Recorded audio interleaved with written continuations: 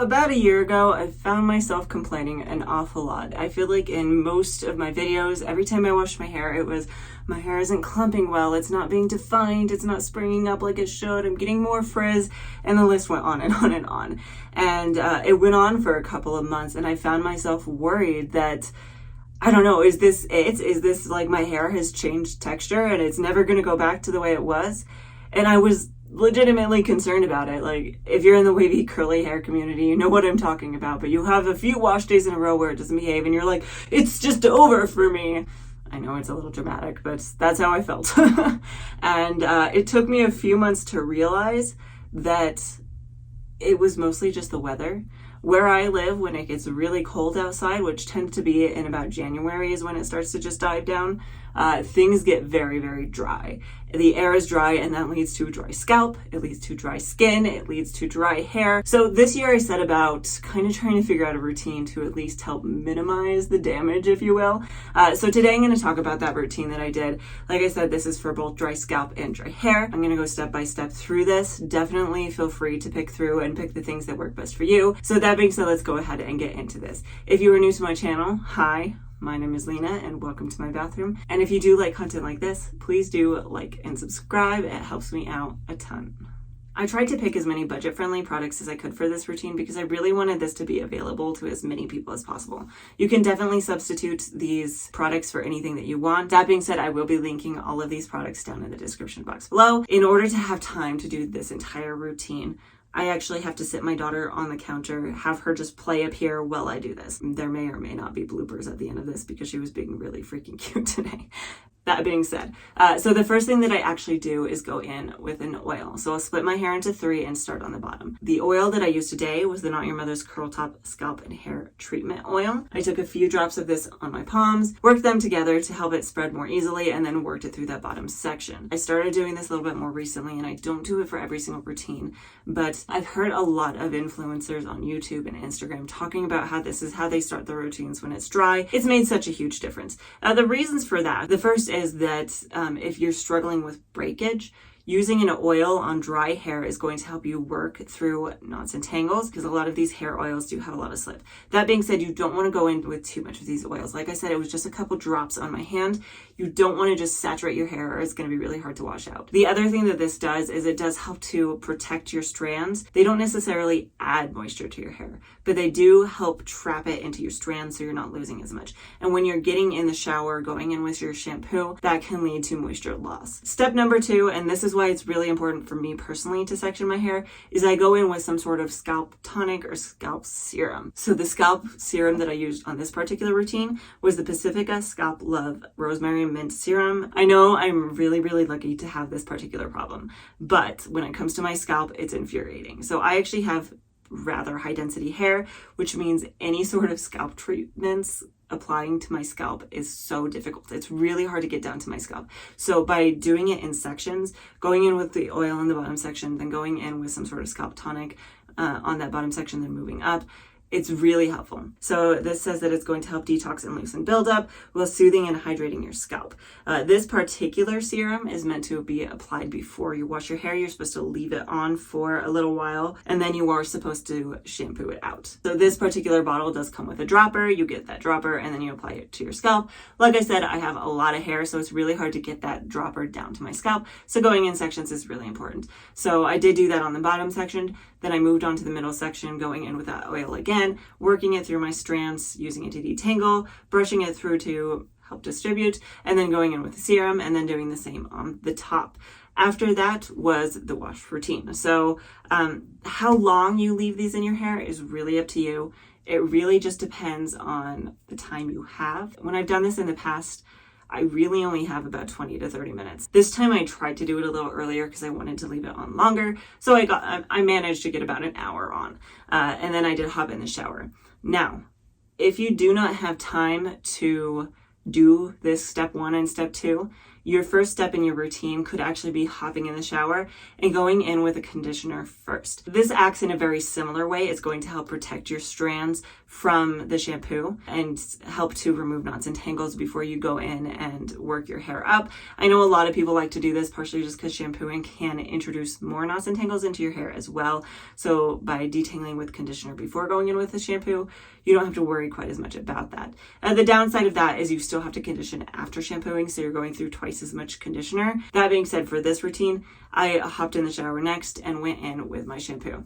There's a lot of shampoo and conditioner lines that I really like. I recommend, if you're struggling with a dry scalp, going in with a line that's meant for scalps. So there's 3 that I'll recommend. The first one is the Trader Joe's Tea Tree Tingle line. My twin sister uses that a lot, and she never really talks about having issues with a dry scalp. So correct me if I'm wrong, twin, but it seems like that one works really well. Another line that I have tried in the past that I've really liked is the Derma E scalp line, and that line does help me personally with a lot of the issues with my scalp, so that is definitely one that you can try. The one that I used for this particular line was the Raw Sugar scalp line. So I have done a review on these products that I'll link up above and down below for you, but talking about these right now. So starting off first, I went in with the Raw Sugar Scalp Restore shampoo, and I just made sure that I applied enough of this to my hands and worked it into my scalp while my hair was soaking wet and really scrubbed at it. So this particular product does say that it is meant to be hydrating and clarifying. It's going to remove buildup and excess oils and pollutants from your hair, which is exactly what I need right now. So I applied a little bit of this to my hands, like I said, and started working it in.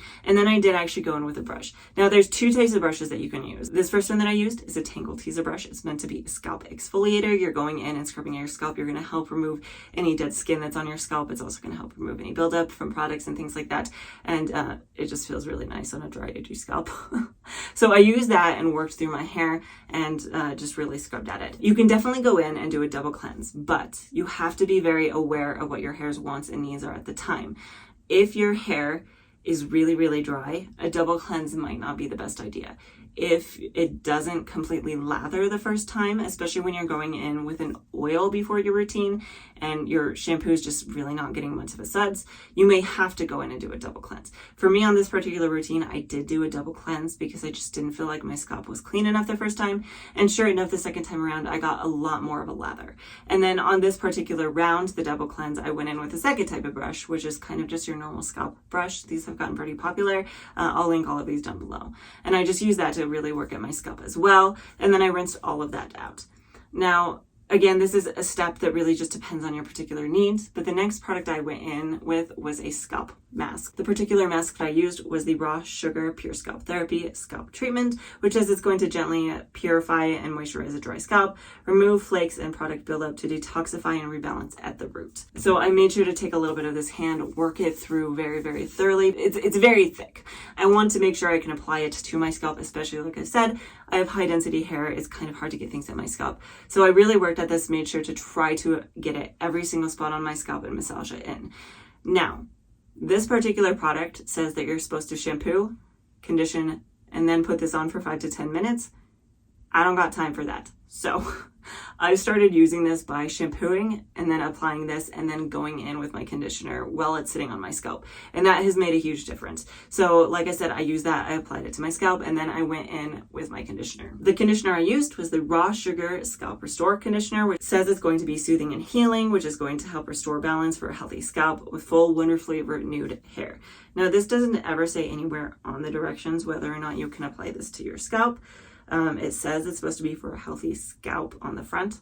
So I kind of assume that you can. This time around, I did bring it up pretty high on my hair, worked it through, made sure to coat every single strand, and then I did actually squish to condition. Now, I know there's some debate as to whether this actually does anything or not, but some people will say that squishing to condition helps to really push that moisture into your strands.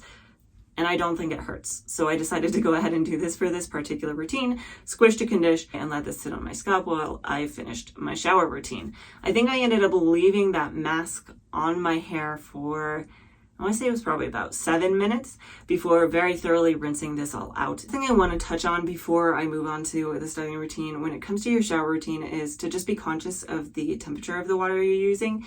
Make sure that it's not super hot, because hot water that's turning your skin pink is going to damage your hair. It's going to also just dry your hair out. So I would recommend dropping it down, making sure that when you're rinsing your hair out, it at least is at the warm level. Now, I know there is kind of a debate as to whether or not you should be rinsing your hair out cold. Some people say that that's going to help seal the cuticle. I have also heard though that if you're rinsing your conditioner out with cold water, you're probably not going to get all of that conditioner out because most of them are formulated to be rinsed out with warm water. Now, moving on to our styling routine. The first thing that I want to touch on that is kind of important, if you are struggling with dryness, going in with a leave-in conditioner.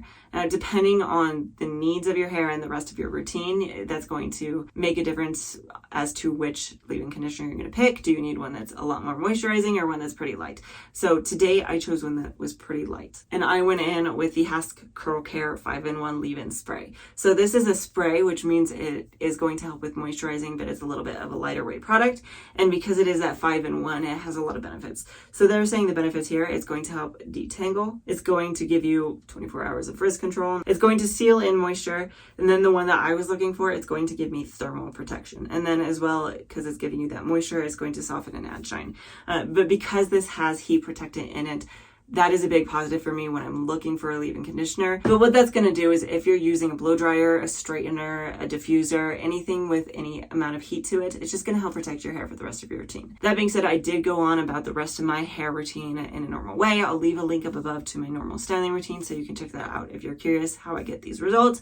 I'm going to kind of blaze through it. I have also done a review on the Hask Curl Care line that I used today to style with, so if you want more information on that, definitely check out that video. I wanted to touch very briefly on why I chose the products I did to style with. And the big reason, I already talked about the leave-in conditioner, but the curl cream, the jelly, and the mousse are actually all glycerin free. Now, if you don't know anything about glycerin, glycerin is a humectant. What that means is that it draws moisture to it. So in optimal conditions, it means that it helps to keep your hair moisturized.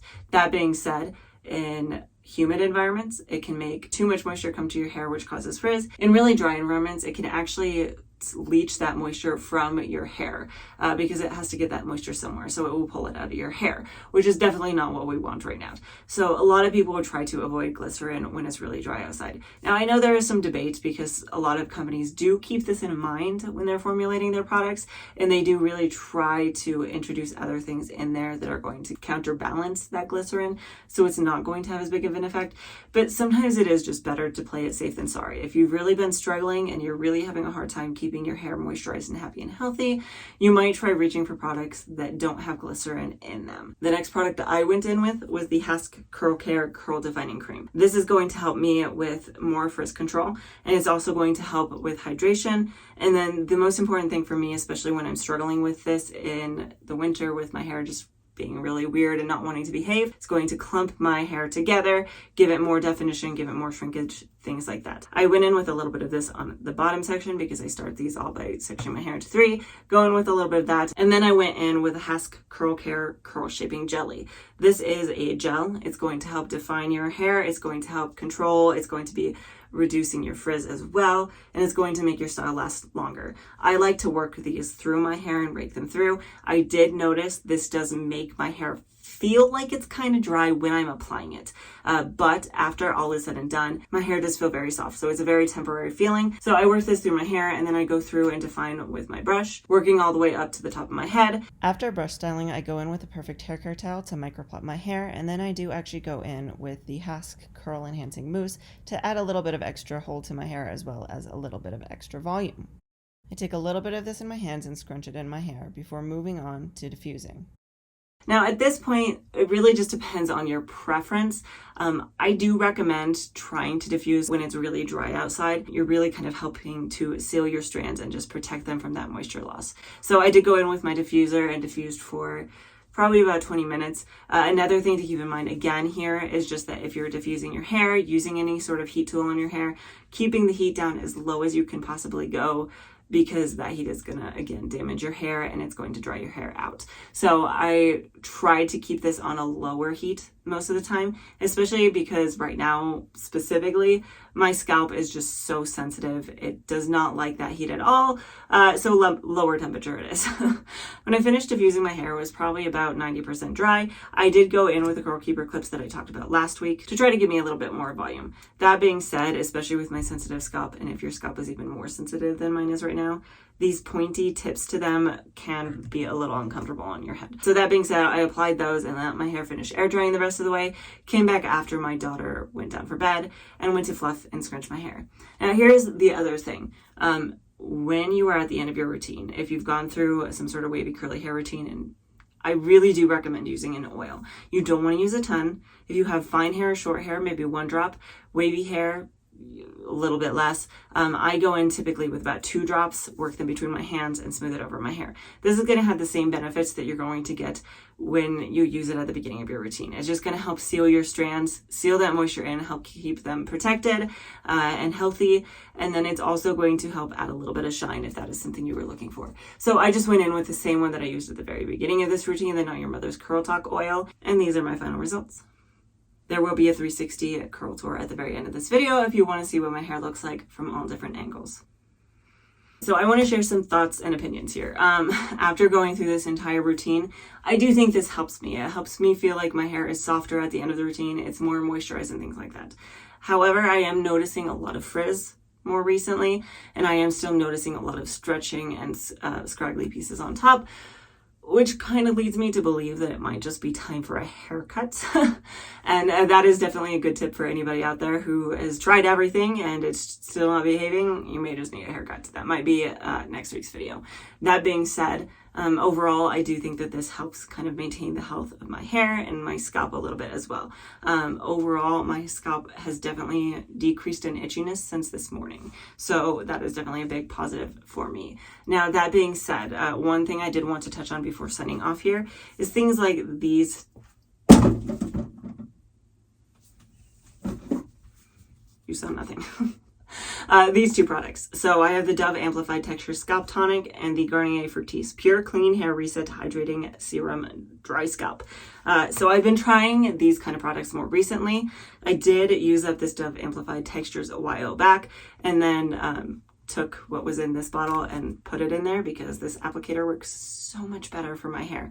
I actually went out of my way to buy bottles, just empty bottles like this off of Amazon. I'll link those down below as well, so that if you have products that you're having a hard time getting down to your scalp, you can use those. That being said, what are my thoughts on these? I liked the Dove Amplified Texture Scalp Tonic more. I felt like this one did a better job of taking some of the intensity out of the itch and making it more manageable into my next wash day. I didn't feel like I had to apply this one as often. Since I've been using the Garnier Fructis one, I felt like I've had to use it every single day, if not twice a day, which does actually lead to almost the opposite effect, where you have too much product on your scalp and it causes irritation and itchiness. And that's what happens with this one to me. So I don't know if I would recommend this one per se. This one I think did okay, but this one is a little harder to find. So if you have a product that you like that's a apply and leave in between wash days, let me know down in the comments below. I definitely love to try something else. The other thing I did want to mention here is that I know another popular thing to do that I know a lot of people have told me really works for them. If you're struggling with a dry scalp, going in with some sort of scalp scrub. Now, the ones that I have, or the ones that have been recommended to me, are actually on the pricier side. So I didn't want to include them in this particular routine because I didn't want to include those pricier products. So like the Curlsmith Wash and Scrub Detox product, whatever the name of it is. That one does work really well for me if my scalp is really itchy. However, it is definitely on the pricier side. And then I've had other people recommend the Briogeo scalp scrub to me as well. But again, it's on the pricier side. So this was meant to be a lower budget. If you know of a lower budget scalp scrub that works really well for you, drop that down below as well. I'd love to hear your suggestions. That being said, if you do like content like this, please do like and subscribe. It definitely helps me out a ton. I'm getting so close to 1,000. I'm at 700 subscribers now. So really reaching for that last 300 so I can monetize. That being said, I do post a brand new video every single Friday. Hopefully, I see you next time.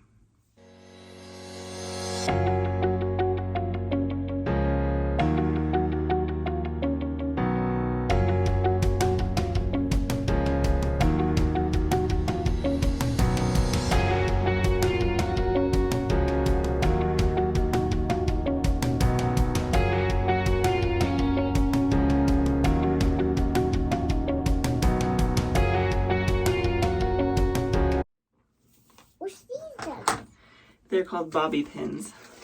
The bobby pins does. They just kind of help hold your hair back. Dude, this one's blue too. Oh, that's a good one. Wee. Yeah, just like that. And this flying hair clip. A flying hair clip? Oh my goodness. Is that Lily? That is Lily. This flying hair clip goes deep. Yeah.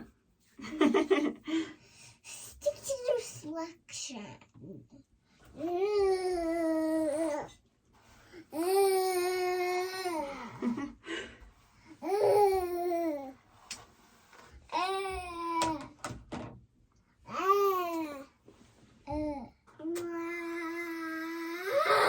Oh my goodness, you're scary.